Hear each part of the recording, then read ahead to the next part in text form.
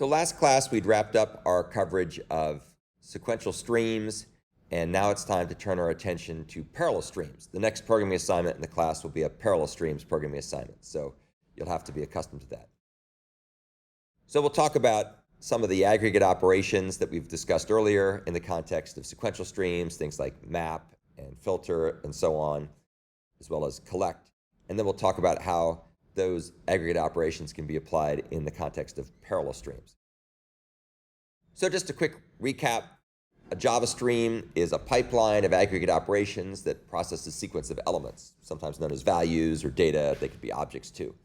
And we've seen examples of stuff like this before. This is an example you can find in my GitHub repository in the search stream gang folder. And it's similar to the simple search stream gang we've used as a running example throughout the course so far. The main difference is that unlike the simple search stream gang example, which just reads a file containing the words for the Do Re Mi song, this particular example is much more interesting because it reads the complete works of Shakespeare, and then you can look up regular expressions that appear in the complete works of Shakespeare. But other than that, it's a very similar kind of idea. You create a stream of the search phrases, you go look up in the works of Shakespeare to find where those phrases occur, and if you don't find them, then you filter out stuff that doesn't exist if you don't get a match, and you collect all the results together. So it kind of looks like this. As you can see here, aggregate operations, which include things like map and filter and collect and so on, use internal iteration as opposed to external iteration. So it basically uses the fluent interface pattern we've talked about before, and it also uses various behaviors, either Lambda expressions or method references and so on, in order to be able to process the elements that exist in the stream. By default, and what we've kind of looked at largely up to this point, a stream executes sequentially. So all of its aggregate operations run behaviors in a single thread of control. So there's one thread of control, everything works in that one thread.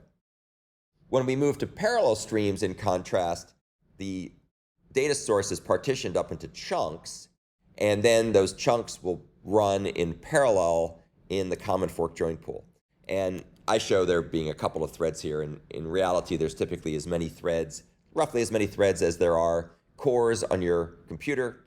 And the way things work with the splitterators, as we'll talk about later, is it splits things up into little atomic-sized chunks, and then the data is kind of pulled through from source to terminal operation in each of those different chunks. And we'll talk a lot more about how all that works when we get to that part in just a bit. Threads in the so-called common fork join pool will process these different chunks, and they do it deliberately in a non-deterministic way. What all that means is that it's up to the underlying operating system kernel and the virtual machine, scheduler, and the underlying hardware to decide where those different chunks run, what threads in the pool of threads will run those chunks. And that's deliberate. That gives the system plenty of flexibility to make choices about where things are going to run. The intermediate operations will iterate over and process behaviors on these chunks in parallel. So remember, the way this works is that each path from sort of source to terminal operation will work in a single thread at a time. In other words, you're not competing for the threads within a slice of the data that's being pulled, but each of those slices will run in parallel.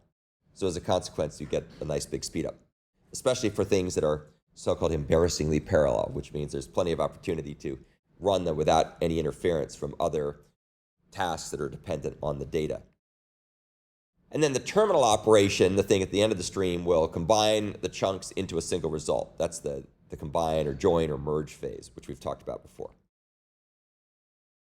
If you play your cards right, you want to have Lambda expressions and method references used to pass behaviors, and those Lambda expressions and method references ideally will be stateless. There are situations where you have to share state from time to time, and we'll talk briefly about that when we get into the discussion about common hazards of programming with parallel computing.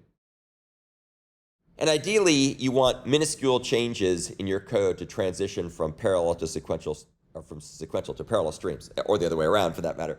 And all you need to do often, not always, but often, is just go from .stream to .parallel stream. There's other subtle variants that you can use, which we'll talk about when the time is right, but that's usually more or less what you need to be able to do. One of the great things about parallel streams that makes it so powerful is you can use the same aggregate operations for both sequential and parallel streams. And that's what really differentiates parallel streams from traditional ways of doing parallel computing, where you actually have to go in and refine and redefine your program code, going from a sequential, perhaps an accumulator anti-pattern-like way of doing things, to rearrange stuff, to spawn threads or start threads and partition the tasks up explicitly and manually, which gets to be very cumbersome and tricky. So it's very tricky to take just random Java sequential code and make it parallel, but it's not hard at all to take random Java sequential stream code and make it parallel, because the operations are the same, the structure is the same, the lack of explicit control flow, the lack of explicit iteration is the same. So all those things are the same. It just basically makes it really clean and easy to go from sequential to parallel. And we'll look at some examples to illustrate this point. This search stream gang case study I was talking about before has some really cool examples where we have one approach that uses sequential streams, a couple different approaches that use different variants of parallel streams, and the structure is identical for the most part, and the implementations are largely the same for the most part. The only thing that differs is whether there's parallelism going on or not. And therefore, as we talked about earlier when we talked about what parallel computing is in the first place, we talked about how you can treat parallelism as an optimization where we can leverage the available cores. So if you have, say, an 8-core machine, such as my laptop here, then you can make things run in parallel without very much effort on your part at all. Now, there are a couple caveats here. As always, very few things come entirely for free, although parallel streams get you pretty darn close, because once you've popped into the streams paradigm, going to parallel streams isn't much harder to do that transition. But you do have to remember that if you aren't careful and you have shared mutable state, which is the root of all evil, as it says here at this link at the bottom, shared mutable state is the root of all evil. The word evil is missing, but that's what it says if you read the article. You have to be very careful to avoid accessing unsynchronized shared mutable state. And we'll talk in a minute when we get to the hazards of parallel streams programming. We'll talk a bit about what some of the problems are if you're not careful.